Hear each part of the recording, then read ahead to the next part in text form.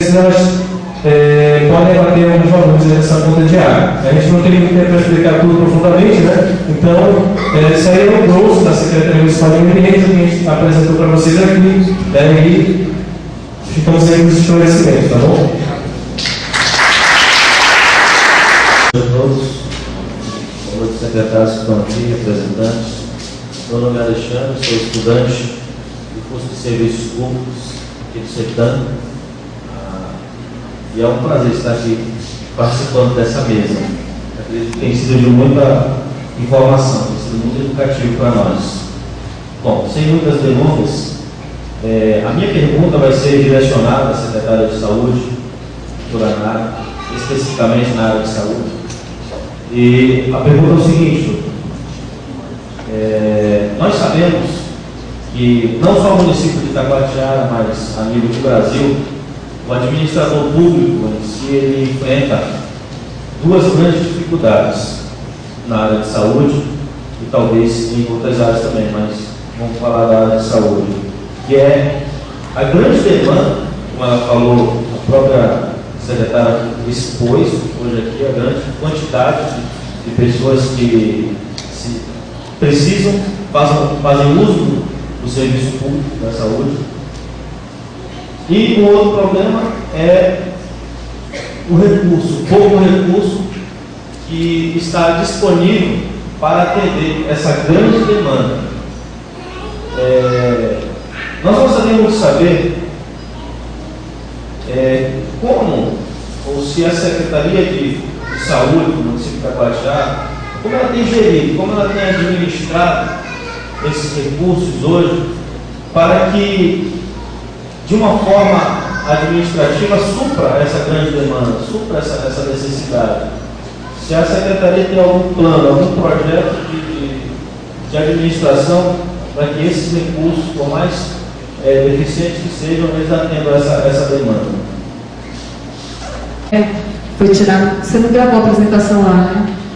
Tem 2 minutos para resposta. Porque tem um slide lá que ele coloca a questão do recurso, né? Só para a gente ter uma visão assim bem rápida. Por exemplo, essa questão da receita e despesa é extremamente importante para que a gente tenha sucesso, né, naquilo que a gente faz, para que a gente possa usar. Pode passando, tá mais? Despesa lá, sobe um pouquinho. Não sei se dá para aumentar.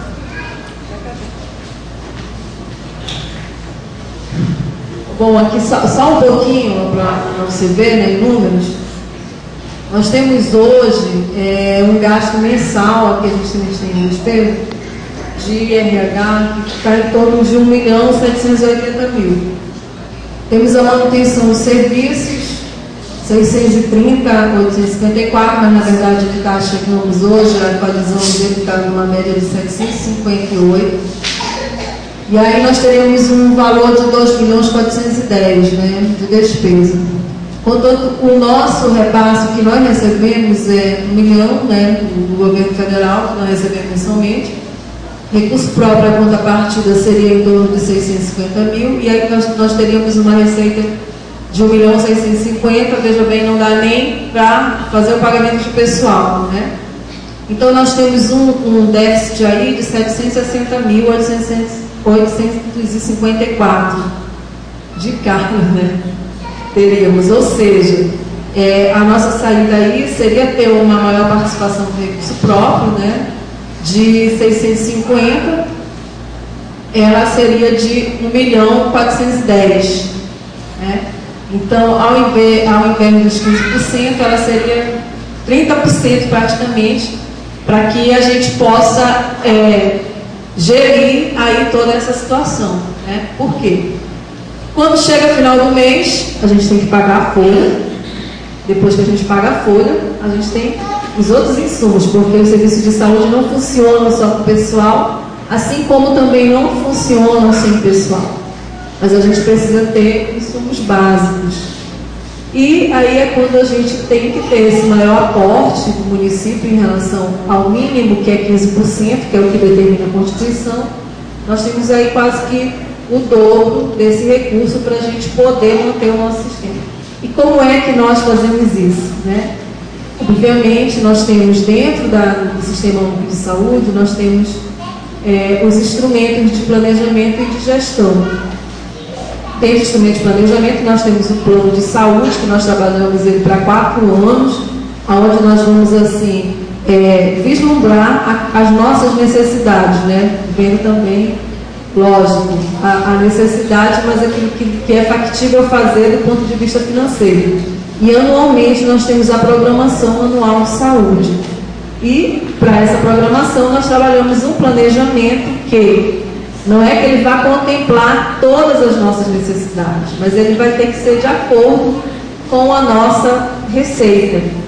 E é muito difícil, né? Porque a gente, com todo esse déficit aí, não é fácil. Então a gente busca, né, um maior apoio junto ao governo do Estado, busca complementos de recursos federais e a gente vai levando aí na medida do possível, né? Não digo que a gente faz malabarismo, tá? Não digo que a gente faz malabarismo, né? Mas a gente consegue fazer grandes ações, mesmo com todas essas limitações, né? Por exemplo, nós temos um grande número de cirurgias eletivas realizadas em Itacoatiara. Hoje, os pacientes de Itacoatiara não precisam ir para Manaus para fazer cirurgia de hérnia, para fazer a apendicectomia, para fazer a cirurgia que se chama pedra na vesícula, né, que é um grande gargalo. Por quê? Nós temos aí todo um alto custo que, mesmo com as dificuldades, a gente supre. Hoje, os usuários de Itacoatiara não precisam ir para Manaus para fazer cirurgia de catarata. Nós fizemos entre 2011 e 2012 uma média de 560 procedimentos, né? Então, é muito difícil, sabe, gerenciar dessa forma, mas a gente vai trabalhando o planejamento, ajustando uma coisa daqui e dali, e no final, com certeza, a gente consegue garantir acesso para a população. E a minha pergunta também para a Secretaria de Saúde novamente. Eu gostaria de saber quais são as ações implantadas pela Secretaria de Saúde, em parceria com o Governo do Estado e a Prefeitura Municipal de Itacoatiara, quais ações desenvolvidas para que diminua o índice da mortalidade neoinfantil na cidade. Então, para a gente garantir a redução da mortalidade infantil, que inclusive é uma prioridade da administração, né, do município de Itacoatiara, foi uma das primeiras coisas que eu ouvi quando eu fui contratada para vir para cá. Uma das coisas que o prefeito me pediu foi que nós trabalhássemos, fizéssemos ações para reduzir a mortalidade infantil. E, para que isso aconteça, nós temos médico em todas as equipes de saúde da família para garantir que o pré-natal seja iniciado lá no primeiro trimestre, né? Nós temos a oferta de exames laboratoriais que são necessários para acompanhamento dessa gravidez, né?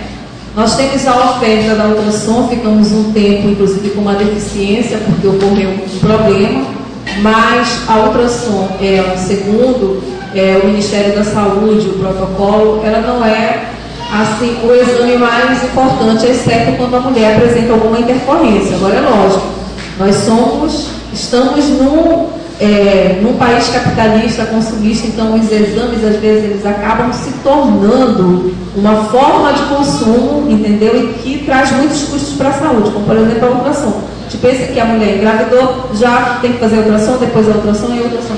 Quando muitas vezes não é o acompanhamento médico, ou se ela tiver intercorrência, que vai definir. Mas então, nós garantimos os médicos na atenção básica, tanto na zona urbana quanto na zona rural. Nós temos hoje equipe de saúde, por exemplo, no Rio Arari, de forma contínua, cobrindo tanto o Arari Baixo quanto o Arari Alto, né? Garantindo com que as mulheres possam iniciar esse pré-natal em tempo hábil e elas possam fazer esse acompanhamento. Aí nós disponibilizamos exames laboratoriais, tem a questão do ferro que a mulher tem que receber, né? Que nós também garantimos esse acesso e garantimos um ambiente de parto seguro no Hospital José Mendes, com a presença do gineco-obstetra e o pediatra, né? Tudo isso é um investimento que se decorre dessa questão de diminuir a mortalidade infantil, porque eu posso garantir para vocês que Itacoatiara hoje é o único município do estado do Amazonas, fora Manaus, que tem médicos, gineco, obstetra, 24 horas no hospital, tá? Eu, por exemplo, sou de Parintins, que é um município maior que aqui, mas lá nós não temos essa mesma estrutura que nós temos aqui, tá? Então, esses são investimentos para diminuir a mortalidade infantil. Nogueira, estudante de serviços públicos. A minha pergunta é direcionada diretamente ao secretário Robert Roth. Secretário, de que forma o município de Itacoatiara, através da Secretaria de Educação, ela tem implementado a política pública para beneficiar a agricultura familiar? 2 minutos, secretário.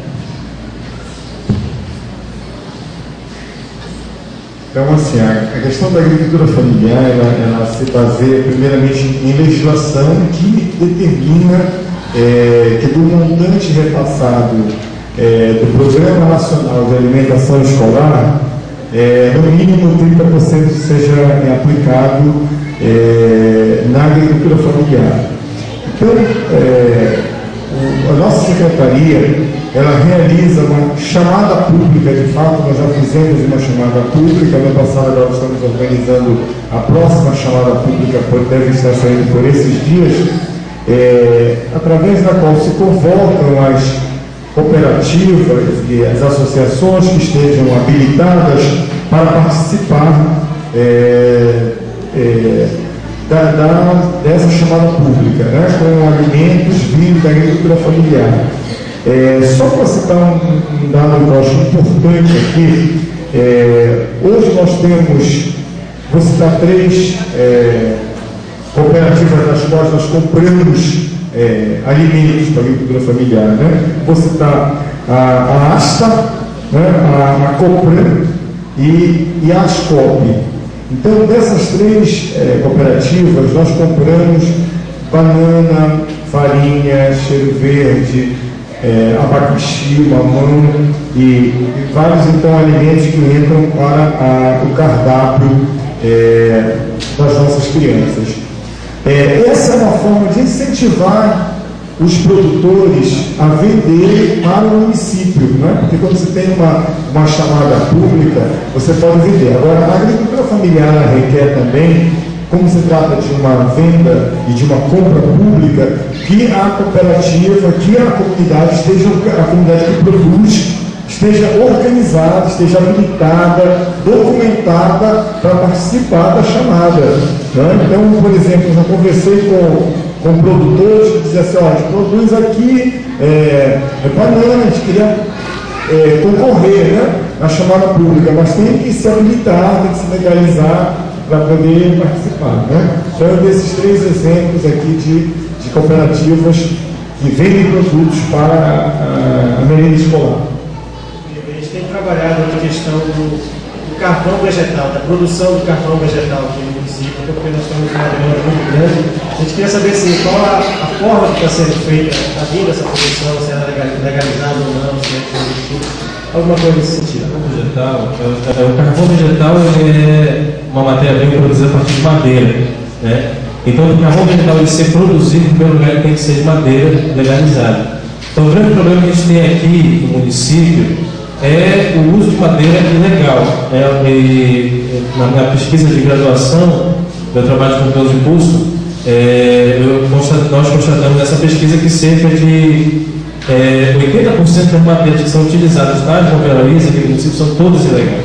E a madeira que é utilizada para produzir carvão vegetal, seja aqui no Lago de Serra, seja no Maranhão, em qualquer lugar, também a grande maioria é produzida a partir de madeira legal. Então, para você ter uma produção de carvão vegetal que você possa vender legalmente, o primeiro passo que você tem que fazer é ter pelo menos um plano de manejo florestal de pequeno porte, uma área sua para você extrair essa madeira para poder você produzir o seu carvão dentro da legalidade. Ainda tem uma outra situação, o carvão vegetal, como a sua produção é uma atividade extremamente poluente, ela gera muitos gases atmosféricos que contribuem para o aumento do efeito estufa e para o aquecimento global, então diretamente.